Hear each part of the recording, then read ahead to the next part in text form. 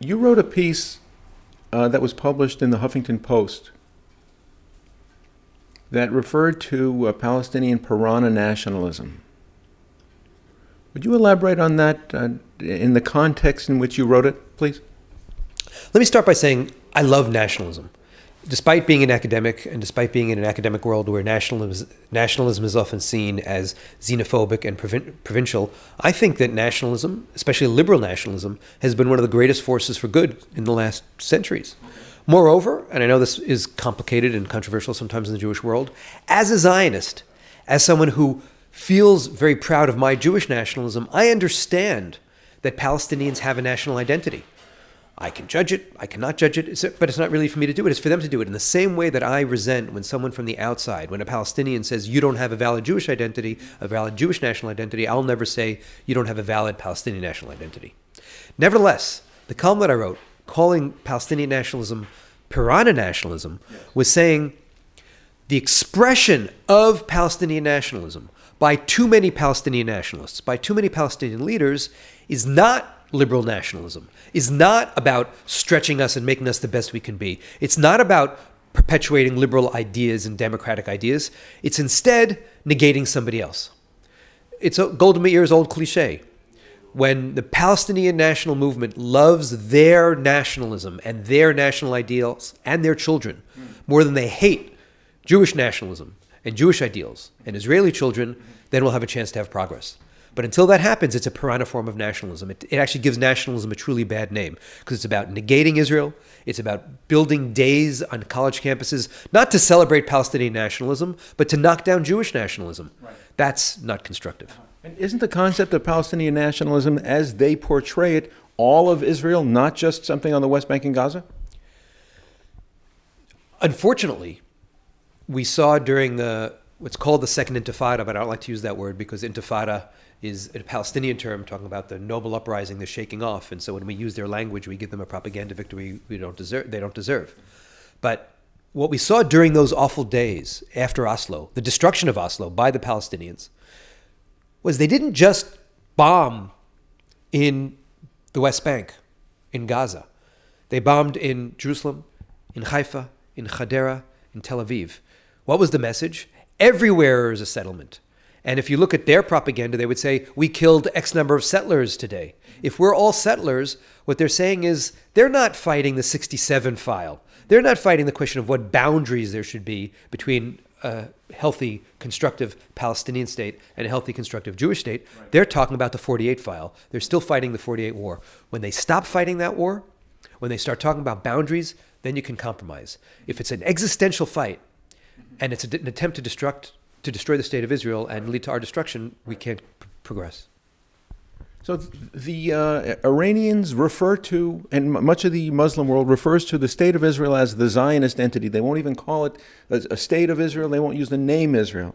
And by their exploiting the name of Zionist entity, it has made it uncomfortable for people who for generations have thought of themselves as Zionistic to use the term Zionism.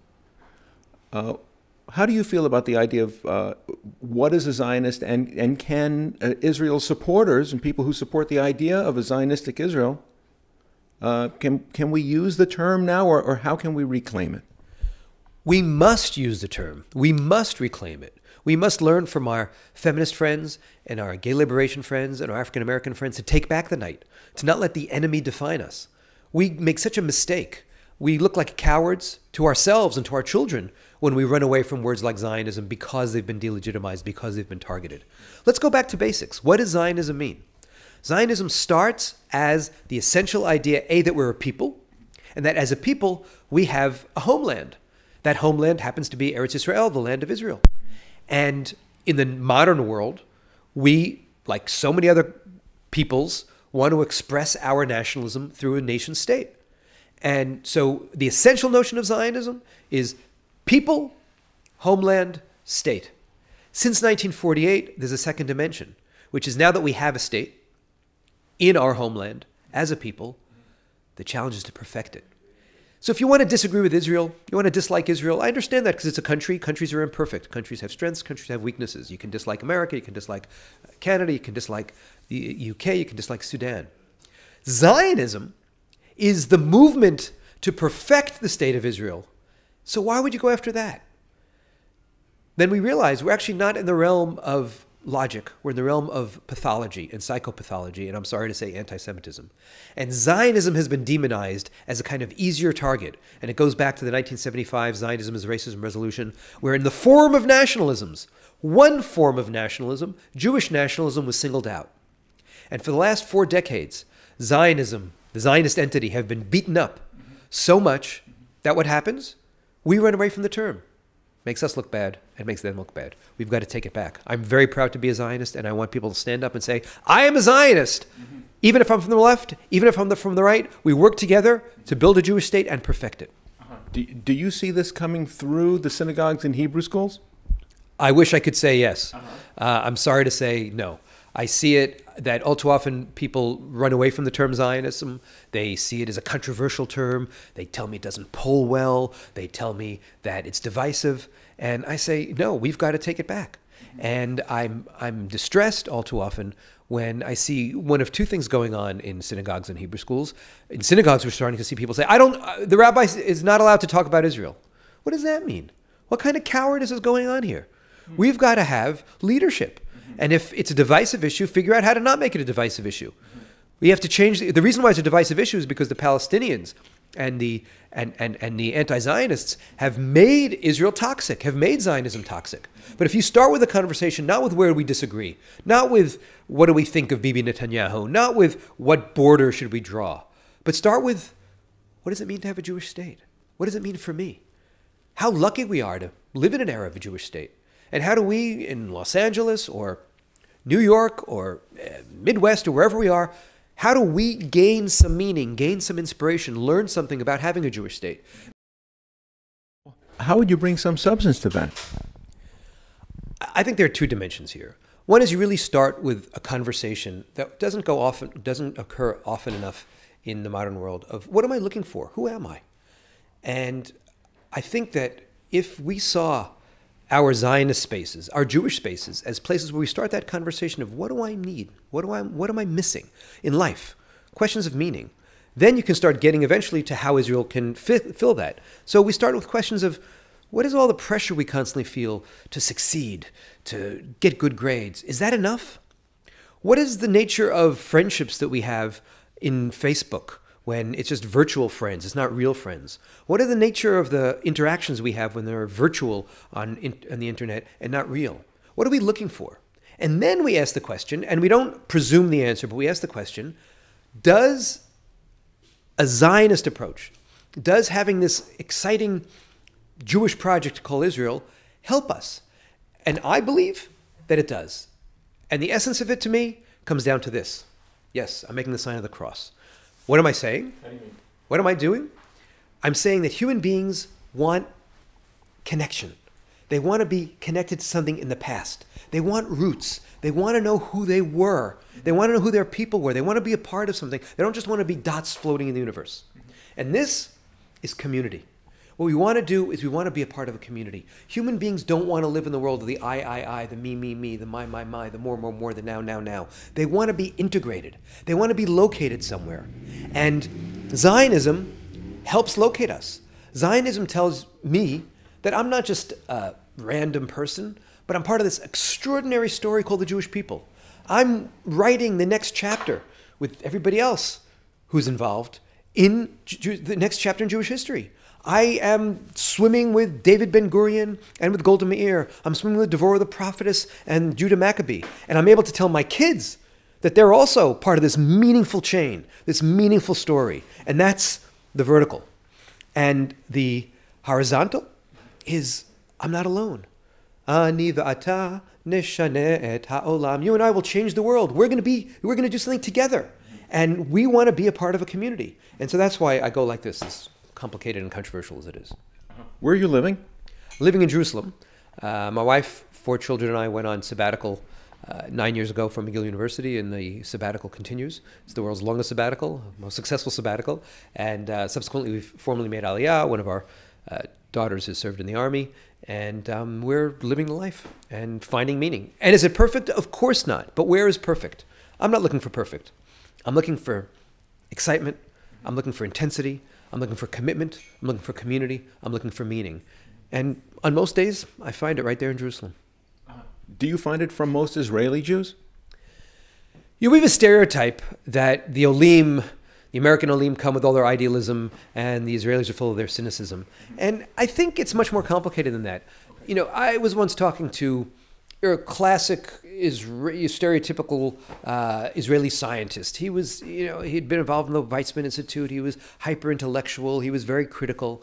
And he said, but at the end of the day, you don't stay in this place without idealism.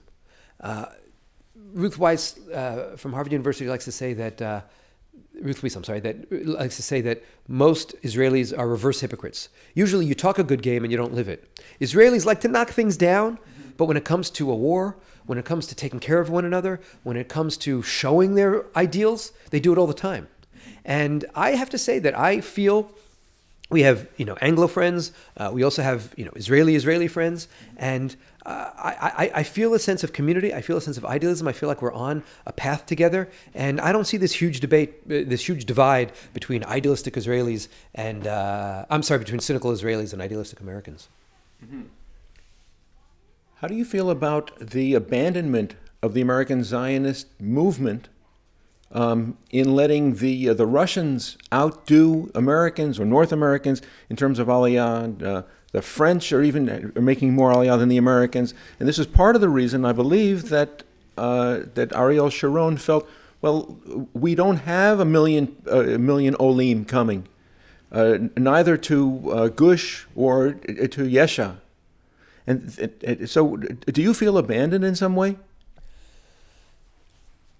It's funny, I don't feel abandoned on the Aliyah question, because American Aliyah has always been a complicated question. American Jews love America, and America has been extraordinarily welcoming to the United States. The United States has been extraordinarily welcoming to Jews, and as an American historian, I understand that. And so I don't start with the assumption that perhaps Ariel Sharon did of where's that mass movement of American Jews, and it ain't coming. And in fact, so when I start with the understanding of American Zionism as being one more of support for Israel, I want to move the needle in the American Zionist conversation simply from support to Israel to a more full engagement with Israel, what I call identity Zionism. And so where I feel abandoned is not in the low numbers of Olim. That's just going to always be the case. For good reasons, because American Jews feel comfortable in America and feel welcome in America. Where I feel abandoned is I don't see enough American Jews opening up their hearts and opening up their minds to how can Israel be meaningful for me? What can Israel mean to me?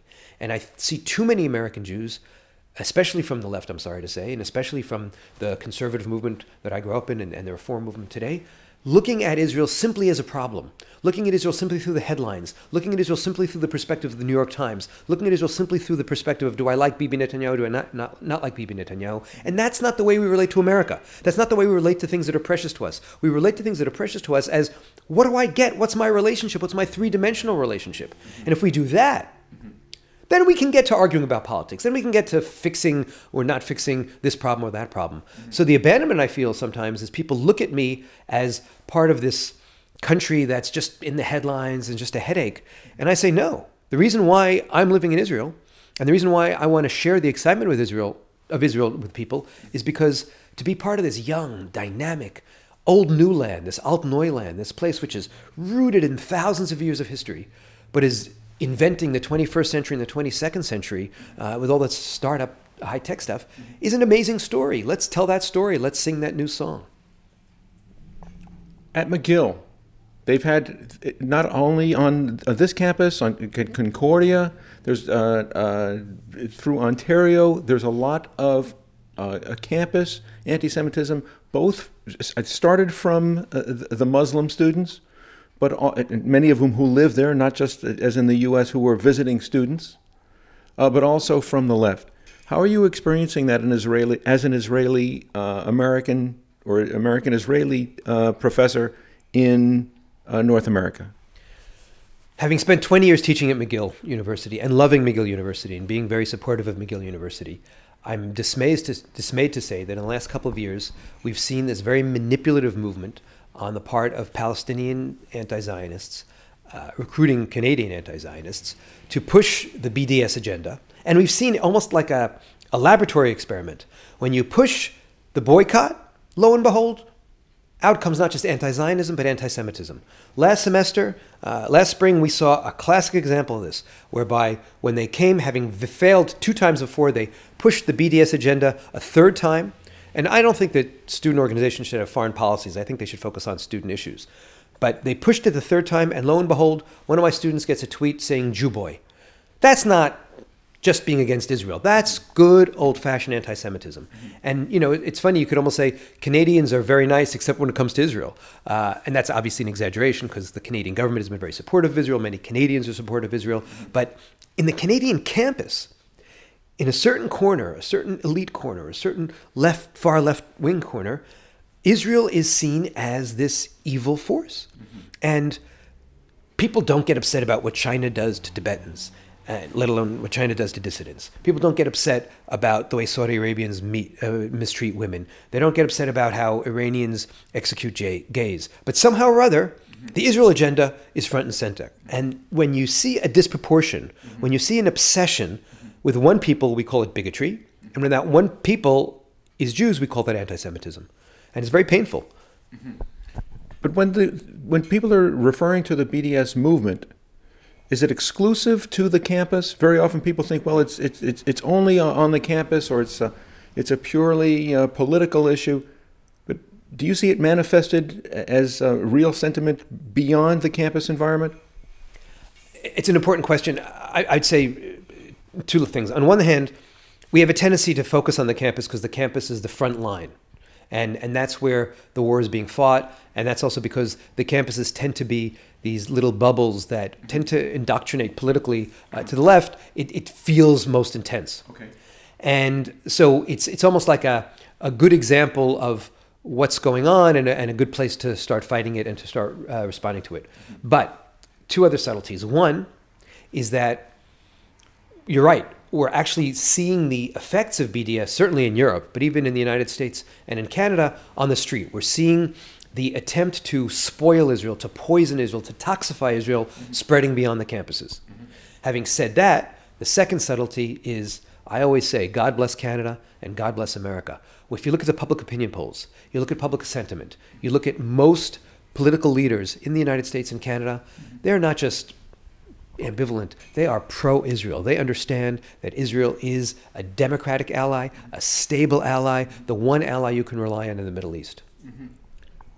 Your work gets published in the Huffington Post, but mostly the Huffington Post will represent an anti-Israel, anti-Zionist editorial line. And that's the predominant meme throughout the online media. Would you agree?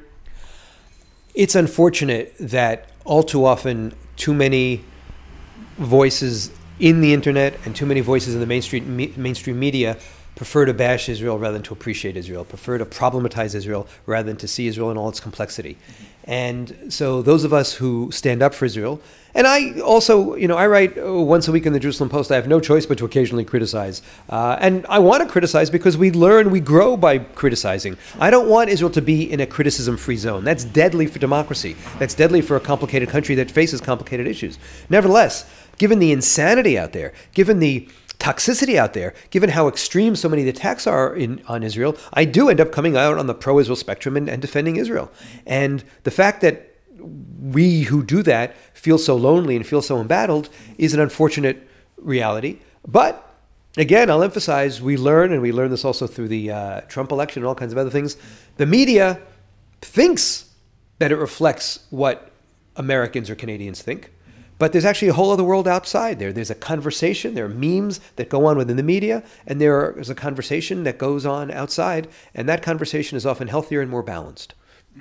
There's a lot of talk lately about fake news, this concept of, and so much of the conservative and left-wing marginal blogs and news websites are taking on this issue, and people don't know who to trust. But this started, it seems to have started, with the bias that existed from the mainstream press, which took a liberal, anti-Israel tone. As a journalist yourself, what have you observed about the objectivity, what used to be the former objectivity of the mainstream press, and them losing that to adopt the pro-Palestinian, anti-Israel editorial tone?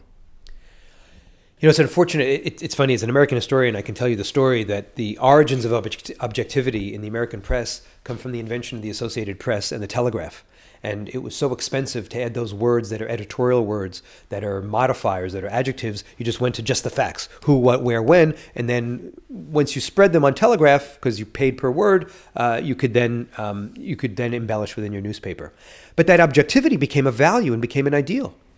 And you're right that in many ways, the assault on Israel, which goes back to the Zionism as Racism resolution of 1975, which goes back to what Daniel Patrick Moynihan, the great liberal Democratic senator from New York, called the big red lie, the Soviet lie, that Zionism is somehow a form of racism, that has been a pioneer, if you will, in creating this world of fake news and creating this world of bias, in pushing the media from simply telling the story to being a part of the story. You know, last year when there were these awful spate of stabbings in Jerusalem and elsewhere, one British newspaper referred to it as a spate of alleged stabbings. Well, there's no such thing as an alleged stabbing. I'm either stabbed or not stabbed. How is it that all of a sudden when we start talking about Israel, we have to put that word alleged in as a way of distancing it because, oh, it's probably their fault? The need to blame Jews for being victimized, the need to single out Jews in Israel frequently, has been one of the sources of the loss of credibility of the media. And that backlash led to two things. One, within the mainstream media, the emergence of Fox News as a reaction to that, and then MSNBC News as a reaction to that. So what you see is a polarization and a politicization of the news. And now on the internet, whereas if Fox and MSNBC are here, on the internet we're seeing more extremes. And what goes on? Google's in our head. Google, through search history, anticipates what I'm thinking. So when I get online, instead of having the experience of peripheral vision when I'm reading my newspaper, and oh, all of a sudden I'm reading an article that I didn't expect to. I'm reading an opinion I didn't necessarily agree with. And so I expand.